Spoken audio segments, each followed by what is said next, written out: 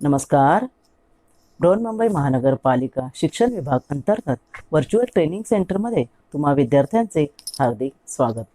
मुलांनो, कोविड-19 कालावधीत शिक्षणाची गाडी रुळावरून घसरू नये यासाठी बृहन्मुंबई महानगरपालिकेने देशभरातील सर्व विद्यार्थ्यांना विनामूल्य व दर्जेदार शिक्षण मिळावे यासाठी एज्युकेशन फॉर ऑल इनिशिएटिव्ह अंतर्गत BMC एज्युकेशन हे चॅनेल सुरू केले आहे. मुलांनो, या चॅनेलचा तुम्हाला नक्कीच लाभ होईल. मी प्राची लुडवे आज तुम्हाला आपल्या अभ्यासक्रमातील एक महत्त्वाचा पाठ शिकवणार आहे. चला तर पाठाला सुरुवात करूया. नमस्कार, मी प्राची लुडवे, तुमची व्हर्च्युअल टीचर. आज तुम्हाला शिकवणार आहे इयत्ता 7वी मराठी बालभारती भाग 3 मधील 13वी कविता अनामवीरा. ह्या कवितेबद्दल आज आपण बोलणार आहोत. मुलांनो, ह्या कवितेचे कवी विष्णू वामन शिरवाडकर अर्थात कुसुमाग्रज. कुसुमाग्रज हे यांचं टोपण नाव. जन्म 1912 व त्यांचा मृत्यू 1999 साली झाला. हे थोर ज्ञानपीठ पुरस्कार विजेते प्रसिद्ध लेखक, कवी व नाटककार होते. त्यांचे अनेक काव्यसंग्रह व नाटके प्रसिद्ध होते. जसे विशाखा, वादळवेल, मारवा, किनारा, समिधा, हिमरेषा, जीवनलहरी असे हे त्यांचे गाजलेले काव्यसंग्रह आहेत. तसेच कौंतेय, राजमुकुट, विदूषक, नटसम्राट, वीज म्हणाली धरतीला, कैकई अशी त्यांची नाटकंही प्रसिद्ध आहेत. नटसम्राट ह्या नाटकावर आधारित चित्रपट मुलांनो तुम्ही नक्कीच पाहिला असेल. असे अनेक काव्यसंग्रह आणि नाटकं लिहिणारे असे हे आपले कुसुमाग्रज वि. शिरवाडकर. यांना ज्ञानपीठ पुरस्कार जो मिळाला तो त्यांच्या मराठी साहित्यातील योगदानासाठी हा श्रेष्ठ पुरस्कार, जो भारतातील नोबेल पुरस्काराच्या तोडीचा सर्वश्रेष्ठ पुरस्कार मिळवणारे हे दुसरे साहित्यिक आहेत मराठीतील. पहिले साहित्यिक श्रेष्ठ कादंबरीकार वि. स. खांडेकर यांना पहिला ज्ञानपीठ पुरस्कार मिळाला होता आणि हे आपले दुसरे साहित्यिक. असे कविश्रेष्ठ यांचा जन्मदिवस जो आहे 27 फेब्रुवारी हा मराठी राजभाषा दिन म्हणून साजरा केला जातो. आपल्या मराठी भाषेला मान देणारे असे हे कुसुमाग्रज आणि म्हणून त्यांचा जन्मदिवस आपण 27 फेब्रुवारी हा मराठी भाषा दिन म्हणून साजरा करतो. इथे मी काही त्यांच्या गाजलेल्या कविता तुमच्यासमोर ठेवलेल्या आहेत. अखेर कमाई बघा, शहरातील 5 पुतळे कसे बोलतात त्यावर आधारित ही कविता आहे. छान कविता आहे बघा. फक्त आपण वाचूया 1 मिनटं. मध्यरात्र उलटल्यावर शहरातील 5 पुतळे एका चौथऱ्यावर बसले आणि टिपं गाळू लागले. ज्योतिबा म्हणाले, शेवटी मी झालो फक्त माळ्यांचा. शिवाजीराजे म्हणाले, मी फक्त मराठ्यांचा. आंबेडकर म्हणाले, मी फक्त बौद्धांचा. टिळक उद्गारले, मी फक्त चित्पावन ब्राह्मणांचा. गांधीने गळ्यातला गहिवर आवरला आणि ते म्हणाले, तरी तुम्ही भाग्यवान, एक एक जात जमात तरी तुमच्या पाठीशी आहे. माझ्या पाठीशी मात्र फक्त सरकारच्या कचेऱ्यातील भिंती. पहा किती छान कविता आहे. दुसरं आहे बघा कविता कोलंबसचे गर्वगीत. ही तर तुम्हाला माहितीच आहे सर्वांना. माझ्या मराठी मातीचा लावा ललाटास टिळा. तुम्ही हे गाणंही ऐकलं अनेक आपल्या गायकांच्या तोंडून. मराठी दिनाच्या दिवशी हे गाणं ऐकलं असेल तुम्ही. तशा ह्या अनेक गाजलेल्या कविता संग्रहांपैकी ह्या ज्या कविता आहेत, तशीच आपली ही कविता एक आहे अनामवीरा. ही आणखी एक त्यांची कणा म्हणून एक कविता आहे. फक्त लढ म्हणा. ओळखलात का सर मला? पावसात आला कुणी, कपडे होते करदमलेले, केसावरती पाणी, क्षणभर बसला नंतर हरला. बोलावरती पाहून गंगामाई पाहुणी आली, गेली घरट्यात राहून. माहेरवाशीन पोरी सारखी 4 भिंतीत नाचली, मोकळ्या हाती जाईल कशी, बायको मात्र वाचली, भिंत खचली, चूल विझली, होते नव्हते नेले, प्रसाद म्हणून पापण्यांमध्ये पाणी तेवढे ठेवले, कारभार नेला घेऊन संगे, सर आता लढतो आहे, पडकी भिंत बांधतो आहे, चिखलगाळ काढतो आहे, खिशामध्ये हात जातात, हसत हसत उठला, पैसे नकोच सर, जरा एकटेपणा वाटला, मोडून पडला संसार तरी मोडला नाही कणा, पाठीवरती हात ठेवणे फक्त लढ म्हणा. पहा किती छान कविता आहे. तर अशाच या अनेक कवितांपैकी आपली कविता आहे अनामवीर. तर ह्या कवितेचा आपण थोडासा आशय पाहूया. तुम्हाला माहीत आहे बाळांनो, आपल्या देशाच्या सीमेवर अनेक सैनिक जागृत पहारा ठेवत असतात आणि त्याच वेळेला शत्रूशी लढताना ते आपल्या प्राणाचं बलिदान देतात. त्या सर्व सैनिकांना प्रत्येकारी शब्दात कवीने अभिवादन केले आहे. समाज दखल घेओ न घेओ हे सैनिक आपले कर्तव्य पार पडत असतात. आपले हे कर्तव्य बजावण्याचं या सैनिकांनी जणू व्रतच घेतलेले असते. तर प्रस्तुत कवितेत कवीने अशा आपल्या देशाच्या सीमेवर शत्रूशी लढणाऱ्या आणि वेळप्रसंगी देशासाठी प्राण देणाऱ्या व प्राण देऊन देशाचं रक्षण करणाऱ्या अशा अज्ञात सैनिकांसाठी ही कविता त्यांनी अर्पण केलेली आहे. पाहूया आता आपण कविता. प्रथम आपण कविता वाचूया. अनामवीरा जिथे जाहला तुझा जीवनांत, स्तंभ तिथे ना कुणी बांधला पेटविल न वात. धगधगता समराच्या ज्वाला या देशाकाशी, जळावयास्तव संसारातून उठून या जाशी. मूकपणाने तमिलोपती संधेच्या रेषा, मरणामध्ये विलीन होसी ना भय ना आशा. जनभक्तीचे तुझ्यावरी नच उधाणले भाव, रियासतीवर नसे नोंदले कुणी तुझे नाव. जरी न गातील भाट डफावर तुझे यशोगान, सफल जाहले तुझेच हेरे तुझेच बलिदान. काळोखातून विजयाचा ये पहाटचा तारा, प्रणाम माझा पहिला तुझला मृत्युंजय वीरा. तर कवितेचं आपण वाचन केलं. पाहूया आपण एक एक कडवं. पहिलं कडवं आहे. अनामवीरा जिथे जाहला तुझा जीवनांत, स्तंभ तिथे ना कुणी बांधला पेटवी न वात. अनाम म्हणजे अपरिचित, माहीत नसलेला. कोणताही सैनिक आपल्या ओळखीचा असो न असो, पण त्याने काय केलेलं आहे, आपल्या जीवनाचा अंत शेवट आपल्या देशासाठी लढून केलेला आहे. अशा ह्या अनामवीराचा, वीर म्हणजेच काय, सैनिक ना, वीराचा जिथे जाहला म्हणजे झाला, जीवनांत म्हणजे जीवनाचा अंत, शेवट मृत्यू ज्या ठिकाणी झाला आहे त्या ठिकाणी स्तंभ म्हणजे स्मारक आणि पेटली न वात, वात म्हणजे ज्योत.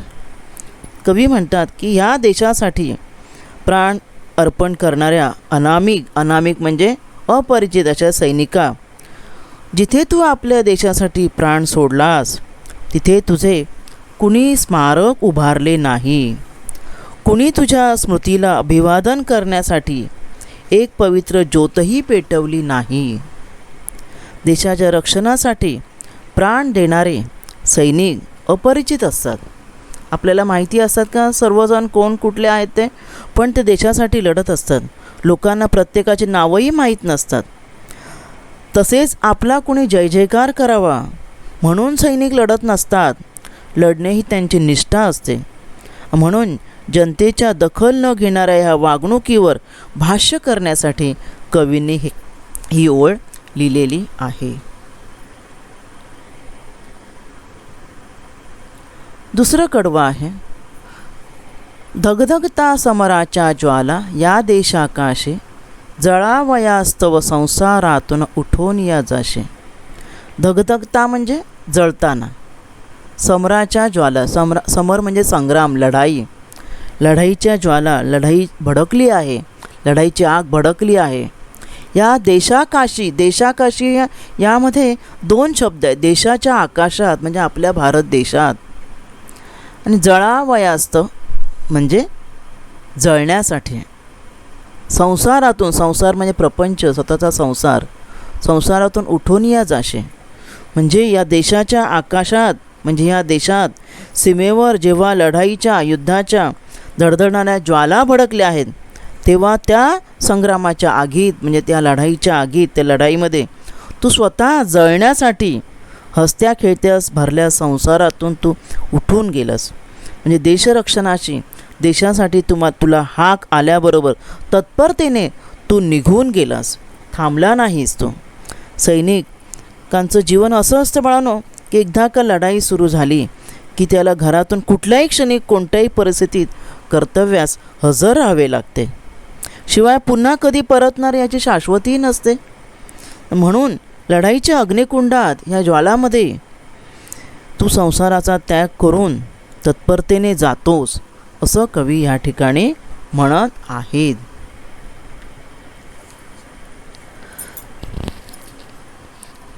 पुढचा आपण प्रसंग पाहूया. बघा या ठिकाणी कसे सैनिक लढत असतात हे या चित्रात दाखवलं आहे. पुढचं कडवं पाहूया. मूकपणाने तमी लोपती संधीच्या रेषा, मरणामध्ये विलीन होसी ना भय ना आशा. मूकपणाने म्हणजे शांतपणे. तमी लोपती म्हणजे नष्ट होणे. तमी म्हणजे अंधारात, त म्हणजे का अंधारात, लोपती म्हणजे नष्ट होते किंवा विरून जाणे. संध्याकाळी बघा क्षितिज तुम्हाला दिसतं ना, क्षितिजाची जी रेषा असते, ती संध्याकाळची जी रेषा जी आहे ती हळूहळू सूर्य मावळतो तशी ती रेषा नाहीशी होते ना, बरोबर की नाही. ती दिसत नाही, जोपर्यंत सूर्य आहे तोपर्यंत ही क्षितिजावरची ही जी रेषा आहे ती दिसते.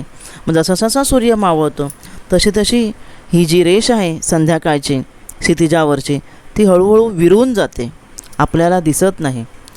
तशाच प्रकारे तू सुद्धा काय करतोस, कोणतीही भीती न बाळगता, कुठलीही आशा आकांक्षा मागे न ठेवता तू मरणासाठी विलीन होतोस, म्हणजेच मृत्यू पत्करतोस. तमी म्हणजे अंधारात, लोपती म्हणजे विरून जाता, संध्येच्या म्हणजे संध्याकाळच्या रेषा म्हणजे क्षितिज जे आपण म्हणतो. तसाच तू सुद्धा मरणामध्ये विलीन होतोस, म्हणजे तू मृत्यू पत्करतोस ह्या आपल्या देशासाठी. आणि त्यावेळेला तर कोणतीही भीती ना भय ना आशा, म्हणजे कोणतीही भीती बाळगत नाहीस किंवा कोणती आशासुद्धा मनामध्ये ठेवत नाहीस. पुढचं कडवं पाहूया. जनभक्तीचे तुझ्यावरी नच उधाणले भाव, रियासतीवर नसे नोंदले कुणी तुझे नाव. म्हणजे काय, जनभक्ती म्हणजे लोकसेवा, नच म्हणजे नाही, उधाणले म्हणजे उफाळले किंवा उंचंबळून आले म्हणतो ना आपण, वर आले. भाव म्हणजे भावना, रियासत म्हणजे इतिहास साम्राज्य, नोंदले म्हणजे कोरणे म्हणतो ना आपण, नाव नोंदले, नाव कोरणे की दाखल करणे. तर जनभक्तीचे तुझ्यावरी नच उधाणले भाव म्हणजे ज्या लोकांसाठी तू तुझा प्राण दिला आहेस, ज्यांची तू सेवा केली आहेस, ज्यांच्यासाठी तू लढला आहेस, त्या जनतेच्या हृदयातल्या भावना तुझ्यासाठी उचंबळून आलेल्या नाही आहेत, उफाळून आल्या नाही आहेत भावना, वर आल्या नाही आहेत भावना त्यांच्या.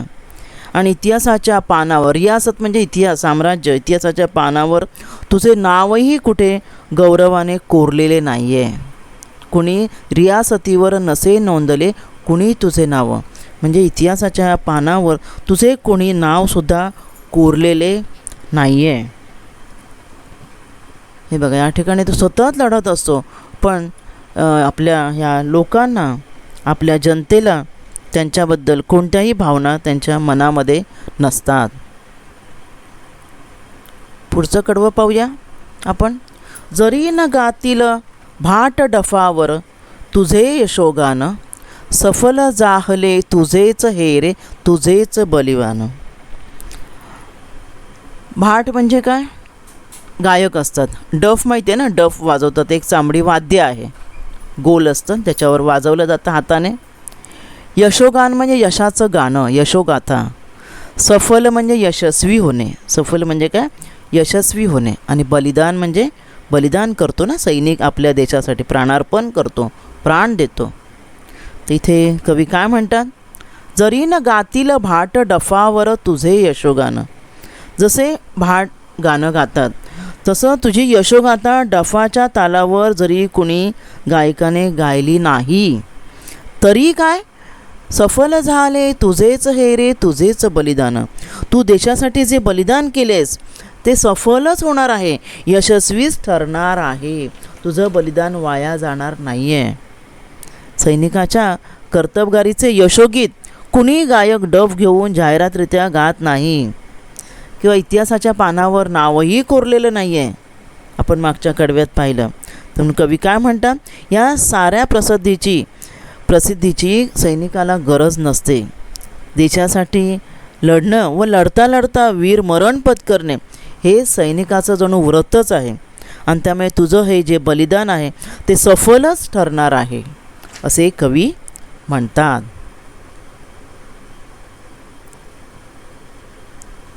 पुढचं कडवं पाहूया आपण, कवितेचं शेवटचं कडवं. काळोखातून विजयाचा ये पहाटचा तारा, प्रणाम माझा पहिला तुझला मृत्युंजय वीर. काळोखातून म्हणजे या घनघोर लढाईतून तुझ्यासारख्या असंख्य वीरांची आहुती पडून या काळोखातून उद्या एक विजयाचा पहाटेचा तारा उदयाला येईल. काळोखातून विजयाचा हे पहाटचा तारा, एखादा जेव्हा विजयाचा पहाटेचा तारा उदयाला येईल, तुम्ही तुझी आहुती दिलीस, त्या आहुती जी आपल्या देशासाठी दिली आहेस, त्यामुळे उद्या जो पहाटेला एक तारा उदयाला येईल, तेव्हा तारा उदयाला येईल म्हणजेच आपला विजय होईल. आणि प्रणाम माझा पहिला तुझला मृत्युंजय वीर. आणि त्यावेळेला काय होणार आहे, ह्या पूर्ण आपल्या देशाच्या विजयाचं श्रेय हे तुलाच मिळणार आहे. मृत्यूवर मात करणाऱ्या हे वीरा, हे सैनिका, माझा काय आहे, तुला प्रणाम आहे, म्हणजे मी तुला वंदन करत आहे. मृत्युंजय म्हणजे मृत्यूवर मात करणाऱ्या, चिरंजीव, मृत्यूवर मात करणारा किंवा चिरंजीव, मृत्युंजय म्हणजे अशा हे सैनिका, अशा हे वीरा, की ह्या आपल्या देशाचा जो विजय होणार आहे, पहाट होणार आहे, पहाटेला जो तारा उगवणार आहे विजयाचा, आपल्या देशाच्या विजयाचा, त्या विजयाचं श्रेय तुलाच मिळणार आहे. आणि मृत्यूवर मात करणाऱ्या हे वीरा, माझे तुला वंदन असेल, मी तुला प्रणाम करेन. अशा प्रकारे ह्या कवितेतून आपल्याला काय शिकवण मिळाले, की भारतीयवासियांचे, आपल्या भारतवासियांचे संरक्षण करणाऱ्या जवानांच्या कर्तबगारीची, त्यांनी जी आहुती दिली, आपलं जे बलिदान दिलं, त्याची जाणीव सदैव आपल्या मनात असलीच पाहिजे. भारतीय जनतेच्या मनात सैनिकांविषयी कृतज्ञतेची भावना असली पाहिजे. ही शिकवणच आपल्याला ह्या कवितेतून मिळालेली आहे. तर आपली कविता या ठिकाणी संपलेली आहे. ह्या कवितेमधील काही व्याकरणाचा जो भाग आहे तो आता आपण इथे पाहूया. प्रश्न 1, तुम्हाला मागेच सांगितल्याप्रमाणे प्रत्येक पाठामध्ये जे काही समानार्थी शब्द, विरुद्धार्थी शब्द, लिंग बदल वगैरे हे भाग आपण इथे पाहणार आहोत. आता कवितेतील समान शेवट असलेले कवितेतील शब्द लिहा. पहिला शब्द जीवनांत, आणि आपण यमक जुळवणे म्हणतो की नाही, तर त्याच परिच्छेदमध्ये जीवनांतच्या खाली बघा शब्द आहे जीवनांत आणि वात. पहिला परिच्छेद जो आहे ना, जीवनांत आणि वात. दुसरा शब्द देशाकाशी, त्याच कडव्यातील शेवटचा, दुसऱ्या ओळीतील शेवटचा शब्द आहे जाशी, म्हणजे समान शेवट आहे. रेषा, आशा, तिसऱ्या कडव्यातील दोन्ही ओळीतील शेवटचे शब्द बघा, रेषा आणि आशा. न चौथ्या कडवा आहे ना, जनभक्तीचे तुझ्यावरी नच उदाहरणले भाव, रियासतीवर नसे नोंदले कुणी तुझे नाव. भाव आणि नाव. यशोगान, बलिदान हे दोन शब्द पाचव्या कडव्यातील आहेत. आणि नंतर पुढचं तारा आणि वीरा हे दोन शब्द, शेवटचे शब्द 6व्या कडव्यातील आहेत. पुढचा प्रश्न आहे भाषाभ्यासमधील, ह्या कवितेतील लिंग ओळखा. तुम्हाला शब्द दिलेत त्यांचं लिंग ओळखायचं आहे.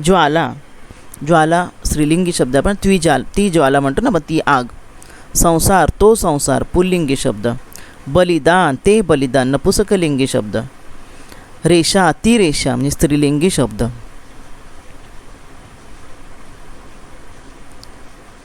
पुढे प्रश्न आहे, म्हणी ओळखूया.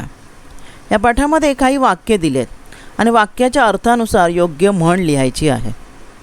वाक्य आहे, गणपतरावांकडे जोपर्यंत प्रतिष्ठेचे पद होते, धनसंपत्ती होती, तोपर्यंत त्यांच्याकडे येणाऱ्या पै पाहुण्यांचा राबता होता.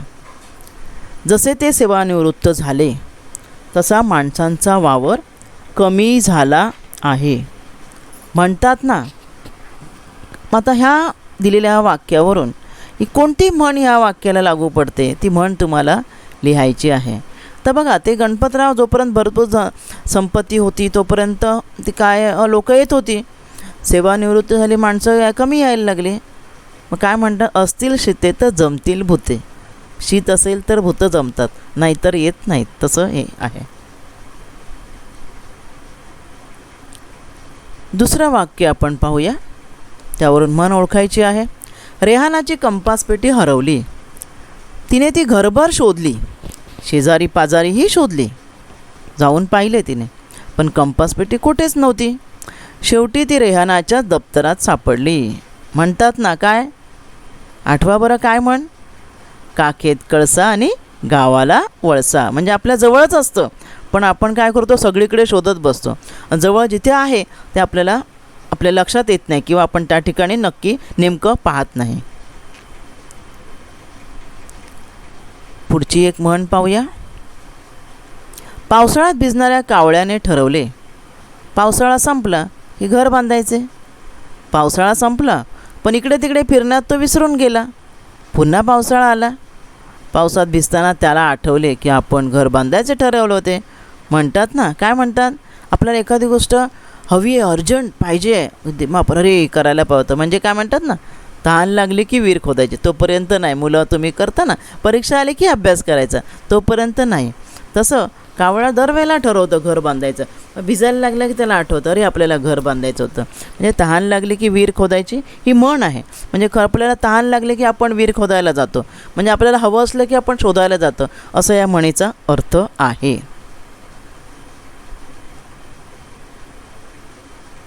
अजून एक म्हण पाहूया. फर्नांडिस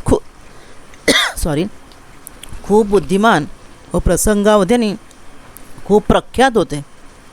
त्यांचा मुलगा फिलिप जसा जसा मोठा होऊ लागला तसतसे त्याच्यात हे गुण दिसू लागले. म्हणजे ते स्वतः बुद्धिमान होते आणि मुलामध्येही ते गुण दिसू लागले. गावातले काय म्हणू लागले, काय म्हणतात, खाण तशी माती. म्हणजे जसे वडील तसे मुलगा. त्यामुळे ही म्हण अशी आहे, खाण तशी माती.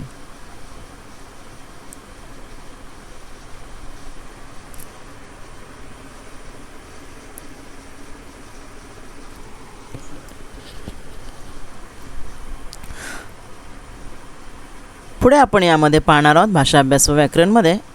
तुम्हाला मुलांनो एक परिच्छेद दिलेला आहे पहा, आणि त्या परिच्छेदामध्ये काय करायचं आहे, इथे जर प्रश्न लिहायचा राहून गेला वरती थोडा, की उतारा वाचा आणि विरामचिन्हांचा योग्य वापर करून उतारा पुन्हा लिहा.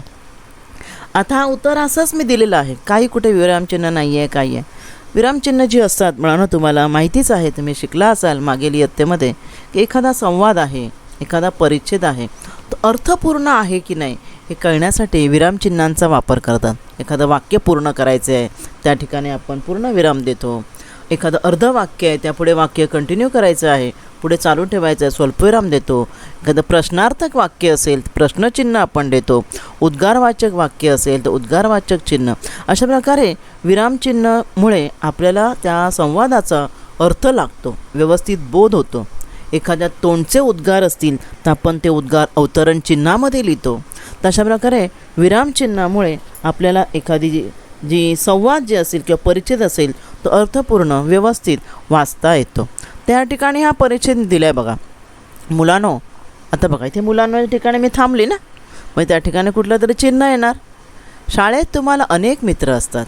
पहा इथे वाक्य संपलं. तुमची काळजी घेणारे, आता बघा, इथे काळजी घेणारं वाक्य संपलं नाही आहे, अर्ध वाक्य झालं. मी तिथे स्वल्पविराम आला पाहिजे. तुमचे आरोग्य जपणारे असे अनेक मित्र तुमच्या अवतीभोवती सभोवती आहेत. कोण बरे आहे ते मित्र? पहा, या ठिकाणी प्रश्न आहे. असा प्रश्न तुम्हाला निश्चितच पडेल. आपल्याला फळे, फुले, पहा हे कसे शब्द आहेत? वाक्यामधले शब्द संपला नाही आहे वाक्य, त्यामुळे तिथे स्वल्पविराम येणार आहे प्रत्येका ठिकाणी. फळे, फुले, सावली देणारे वृक्ष, आपल्याला पिण्यासाठी पाणी देणाऱ्या नद्या, श्वसनासाठी ऑक्सिजन देणारी हवा, आपण ज्यावर निवांतपणे राहतो अशी जमीन, अर्थातच आपल्या सभोवतालचा निसर्ग हाच आपला खरा मित्र आहे. इथे वाक्य संपलं आहे ज्या ठिकाणी, तिथे पूर्णविराम आलं पाहिजे. तर आता पहा, चिन्ह देऊन हा परिच्छेद मी कसा लिहिला आहे. पहा बरोबर, कुठे कुठे चिन्ह आली आहेत. मुलांनो म्हणजे शिक्षक आहेत किंवा बाई आहेत, मुलांशी बोलत आहेत, पण मुलांनो नंतर स्वल्पविराम आलं. पहा, शाळेत तुम्हाला अनेक मित्र असतात. इथे एक वाक्य संपलं. कसे मित्र? तुमची काळजी घेणारे, स्वल्पविराम आलं. पहा, तुमचे आरोग्य जपणारे असे अनेक मित्र तुमच्या सभोवती आहेत. कोण बरे आहेत हे मित्र? पहा, हा प्रश्न होता, म्हणजे ते प्रश्नचिन्ह दिलं.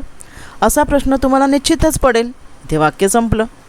आपल्याला फळे, फुले, सावली देणारे वृक्ष, आपल्याला पिण्यासाठी पाणी देणाऱ्या नद्या, श्वसनासाठी ऑक्सिजन देणारी हवा, हे सर्व घटक ह्या वाक्यामध्ये आले, म्हणून प्रत्येकाच्या पुढे स्वल्पविराम आले. पहा, आणि आपण ज्यावर निवांतपणे राहतो अशी जमीन, अर्थातच आपल्या सभोवतालचा निसर्ग हाच आपला खरा मित्र आहे.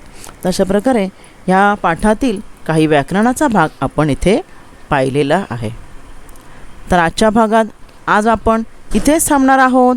धन्यवाद. या भागात आज आपण इथेच थांबूया. माझा व्हिडिओ आवडला असेल लाईक करा, शेअर करा व BMC एज्युकेशनच्या चॅनेलला सबस्क्राईब करा. आणि हो, बेल आयकॉन क्लिक करा, ज्यामुळे नवीन व्हिडिओचे तुम्हाला नोटिफिकेशन्स मिळतील. मुलांनो, घरी राहा व सुरक्षित राहा. धन्यवाद.